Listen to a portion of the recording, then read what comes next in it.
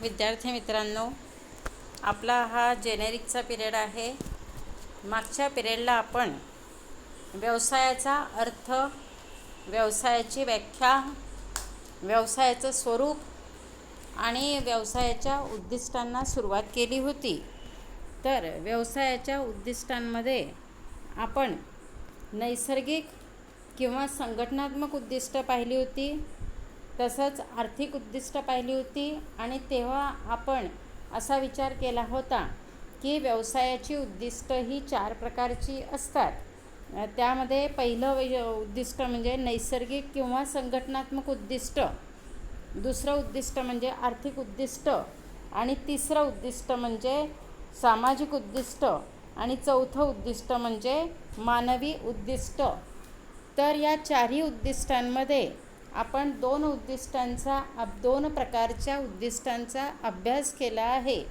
तो म्हणजे नैसर्गिक किंवा संघटनात्मक उद्दिष्ट, आणि यामध्ये आपण सार्वत्रिक, वाढ आणि नावलौकिक या 3 मुद्द्यांचा विचार केला होता. आणि दुसरा उद्दिष्टांचा प्रकार आपण आर्थिक उद्दिष्ट हा पाहिला होता.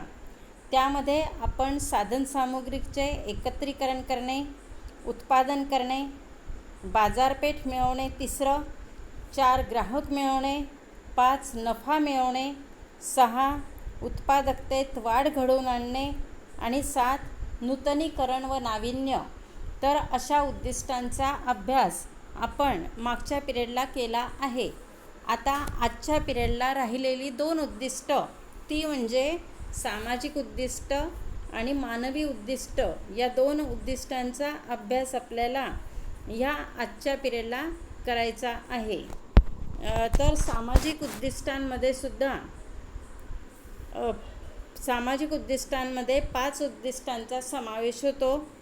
त्यामध्ये चांगल्या दर्जाची वस्तू पुरवणं, रोजगार उपलब्ध करून देणं, तिसरं योग्य किंमत आकारणं, 4 भागधारकांना आणि गुंतवणूकदारांना योग्य मोबदला देणं, आणि 5 वस्तूंचा पुरवठा योग्य वेळी व योग्य प्रमाणात करणे.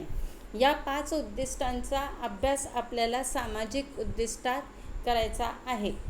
तर सुरुवातीला आपण पाहिलं की व्यवसाय हा नफा मिळवण्याच्या उद्देशाने केला जात असतो. तर व्यवसायाच्या व्याख्येमध्ये सुद्धा आपण म्हटलेलं होतं की नफा मिळवण्याच्या उद्देशाने जी आर्थिक क्रिया केली जाते त्याला व्यवसाय असं म्हणतात. पण व्यवसायामागे केवळ आर्थिक नफा मिळवणं एवढाच उद्देश नसतो, तर त्यामागे सामाजिक उद्दिष्टही असतो. कारण व्यावसायिक हा सुद्धा एक समाजाचा घटक असतो, आणि म्हणून त्याला उत्पादन करत असताना समाजाचा विचार हा करावा लागत असतो. सामाजिक भानाची जाण त्याला ठेवावी लागत असते. आणि म्हणून व्यवसायाची सामाजिक उद्दिष्ट जी आहेत त्यांचा विचार आता आपण करूया. त्यामध्ये पहिलं उद्दिष्ट आहे चांगल्या दर्जाची वस्तू पुरविणे. तर व्यवसायाचं पहिलं उद्दिष्ट चांगल्या दर्जाची वस्तू पुरवणे हे आहे. तर ग्राहकांना ज्या वस्तू आवश्यक असतात त्या योग्य प्रकारच्या चांगल्या दर्जाच्या उत्पादित असाव्या, आणि त्या चांगल्या दर्जाच्या वस्तू लोकांना पुरवाव्या, हे सामाजिक उद्दिष्ट व्यवसायाचं असतं. निकृष्ट प्रतीचा माल हा व्यावसायिकाने ग्राहकांना पुरवू नये असा शासकीय नियम आहे. आणि ग्राहक कायदा तुम्हाला माहीत आहे, ग्राहक संरक्षण कायदा हा शासनातर्फे करण्यात आलेला आहे. केवळ व्यावसायिक जे ग्राहकांची फसवणूक करतं, अन्नपदार्थांमध्ये भेसळ करणं, निकृष्ट दर्जाची वस्तू जास्त किमतीला ग्राहकांना पुरवणं, ग्राहकांची आर्थिक लूट करणं हे टाळण्यासाठी ग्राहक संरक्षण कायदा करण्यात आला आहे. आणि शासकीय नियमानुसार सुद्धा व्यावसायिकाने चांगल्या दर्जाची वस्तू ही ग्राहकांना पुरवली पाहिजे असा नियम आहे. आणि म्हणून सुद्धा व्यवसायाचं सामाजिक उद्दिष्ट एक पहिलं असतं की चांगल्या दर्जाची वस्तू ही ग्राहकांना पुरवणं. कारण ग्राहक जेव्हा चांगल्या दर्जाच्या वस्तूचा उपभोग घेतील तेव्हाच त्यांचं राहणीमान हे उच्च प्रतीचं राहू शकतं. आणि म्हणून ग्राहकांच्या राहणीमानाचा दर्जा टिकवण्यासाठी त्यांना चांगल्या दर्जाच्या वस्तू पुरवणं हे एक व्यवसायाचं सामाजिक उद्दिष्ट आहे. दुसरं उद्दिष्ट म्हणजे रोजगार उपलब्ध करून देणं. तर देशामध्ये जी बेरोजगारीची समस्या मोठ्या प्रमाणावर निर्माण झालेली आहे आणि तिला कारण म्हणजे आपल्या देशातील वाढती लोकसंख्या हे होय. तर ही बेरोजगारीची समस्या दूर करण्यासाठी व्यवसाय उद्योगधंद्यांची स्थापना जेवढी देशामध्ये जास्त होईल तेवढी बेरोजगारी कमी व्हायला मदत होत असते. आणि म्हणून व्यवसायाच्या स्थापनेमागे हे एक उद्दिष्ट असतं की समाजातील अनेक लोकांना रोजगार उपलब्ध करून देणं. तर यामुळे लोकांचा उदरनिर्वाहाचा प्रश्न मिटेल, त्यांना रोजगार प्राप्त होईल, त्यांना उत्पन्न मिळू लागेल आणि पर्यायाने त्यांचा तर विकास होईलच, व्यक्तिविकास तर होईलच, त्याचप्रमाणे समाजाचा आणि पर्यायानं देशाचा विकास व्हायला मदत होईल. आणि म्हणून व्यवसायाच्या मागे रोजगार उपलब्ध करून देणं हे एक सामाजिक उद्दिष्ट असतं. कारण समाजातील जी बेरोजगारीची समस्या आहे आणि बेरोजगारीची समस्या ही काही समस्यांना जन्म देत असते. तर या समस्या टाळण्यासाठी सुद्धा बेरोजगार लोकांना रोजगार उपलब्ध होणं गरजेचं असतं, आवश्यक असतं. आणि व्यवसायाच्या स्थापनेमुळे रोजगार उपलब्ध हा होत असतो. व्यवसायाचं सामाजिक उद्दिष्ट तिसरं ते म्हणजे योग्य किंमत आकारणं. तर व्यावसायिकाने जो उत्पादित माल असतो त्याची किंमत ही योग्य आकारली पाहिजे. ग्राहकांची फसवणूक त्याने करायला नको. ग्राहकांकडून जास्तीची किंमत त्याने वसूल करून जास्तीचा नफा प्राप्त करण्याचा प्रयत्न करू नये. तर योग्य किमतीत माल हा ग्राहकांना उपलब्ध करून दिला पाहिजे. हे एक समाजाच्या दृष्टीनं व्यवसायाचं उद्दिष्ट असतं की देशातील नागरिकांना योग्य किमतीत उपलब्ध वस्तू झाली पाहिजे. आणि योग्य किमतीत जर त्यांना वस्तू उपलब्ध झाली तरच लोक त्या वस्तू खरेदी करू शकतात, त्यांची मागणी करू शकतात, त्यांचा उपभोग घेऊ शकतात आणि त्यामुळे त्यांचा राहणीमानाचा दर्जा उंचावायला मदत होत असते. आणि म्हणून व्यावसायिकाने गळे कापूस स्पर्धा किंवा आर्थिक लूट ग्राहकांची करू नये. तर योग्य किंमत ही आकारली पाहिजे. उत्पादन खर्च आणि किंमत याच्यामध्ये फारसं अंतर राहायला नको. व्यावसायिकाने निश्चितपणे नफा हा घेतला पाहिजे, कारण नफा मिळाल्याशिवाय तो उत्पादन करू शकणार नाही.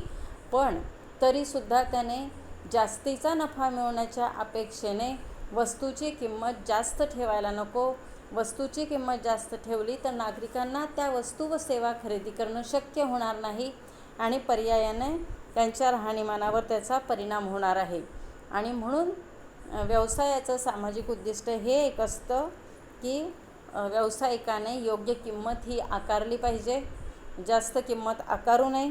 ग्राहकांचा विचार करून ग्राहकांना त्या वस्तू उपलब्ध कशा होतील कमी किमतीत याचा विचार केला पाहिजे. आणि त्यासाठी आपल्या उत्पादन खर्चात जर बचत केली तर व्यावसायिक योग्य किंमत ही आकारू शकतो. तर अशा रीतीने उत्पादन खर्चात बचत करून त्याने योग्य किंमत ही आकारली पाहिजे. चौथं उद्दिष्ट आहे भागधारकांना व गुंतवणूकदारांना योग्य मोबदला देणं. तर जेव्हा एखादी मोठी कंपनी स्थापन होते किंवा कारखाना स्थापन होतो त्यावेळेला त्या कारखान्याला किंवा कंपनीला भांडवलाची गरज असते. आणि मग अशी कंपनी किंवा कारखानदार आपले शेअर्स, डिबेंचर्स हे विक्रीला काढत असते आणि देशातील नागरिक ते शेअर्स अँड डिबेंचर्स खरेदी करत असतात.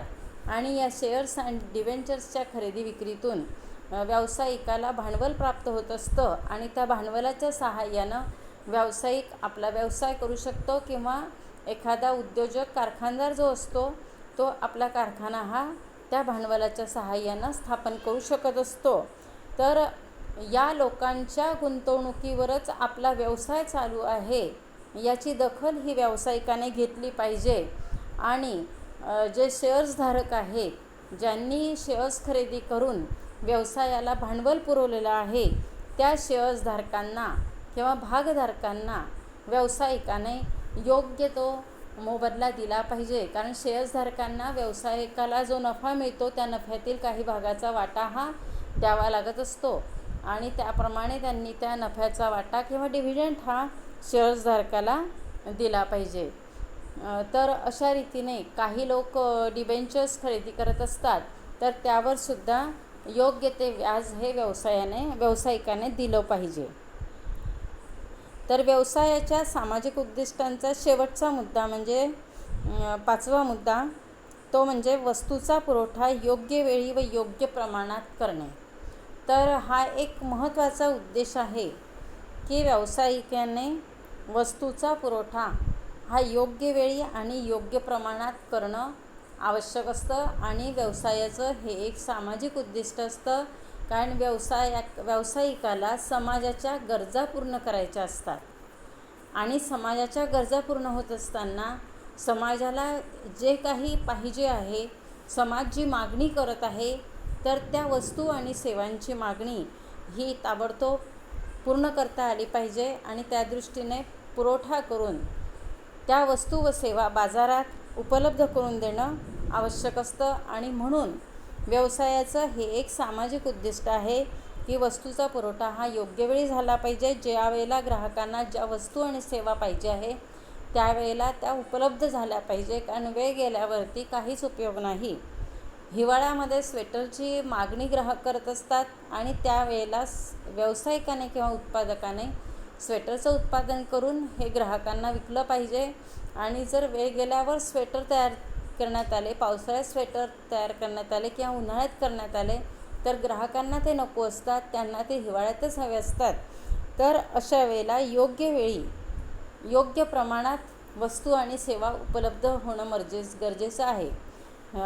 तर समाजाला ज्या वस्तू आणि सेवा पाहिजे आहे, जितक्या प्रमाणात पाहिजे आहे तितक्या प्रमाणात व्यावसायिकाने उपलब्ध केल्या पाहिजे.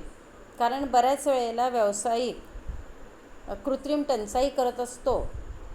गोडाऊनमध्ये माल भरपूर शिल्लक असतो, पण बाहेर असं दाखवलं जातं की मालाची टंचाई आहे आणि माल जास्त किमतीला विकून जास्तीत जास्त नफा मिळवण्याचा प्रयत्न केला जात असतो आणि यात ग्राहकांचं शोषण होत असतं.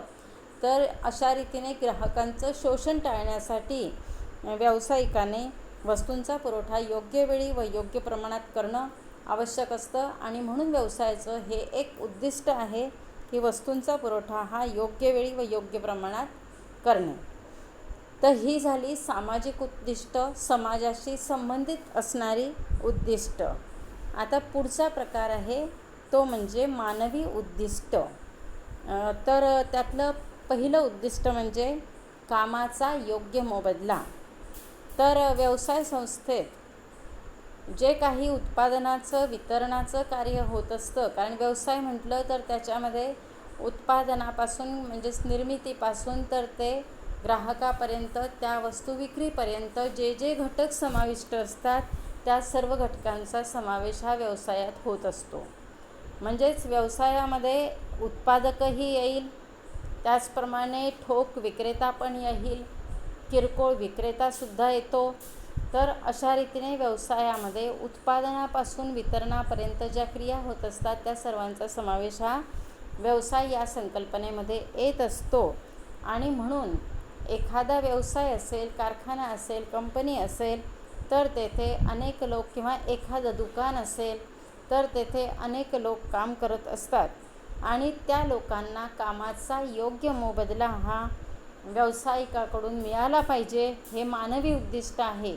कारण जे श्रमिक किंवा कर्मचारी वर्ग त्या व्यवसायात कार्यरत आहे, त्या व्यवसायात काम करत आहेत, ते तिथे आपल्या सेवा देत आहेत आणि त्यांच्या सेवांमुळेच तो व्यवसाय, तो कारखाना, तो उद्योग किंवा जे काही दुकान वगैरे असेल ते चालत असतं.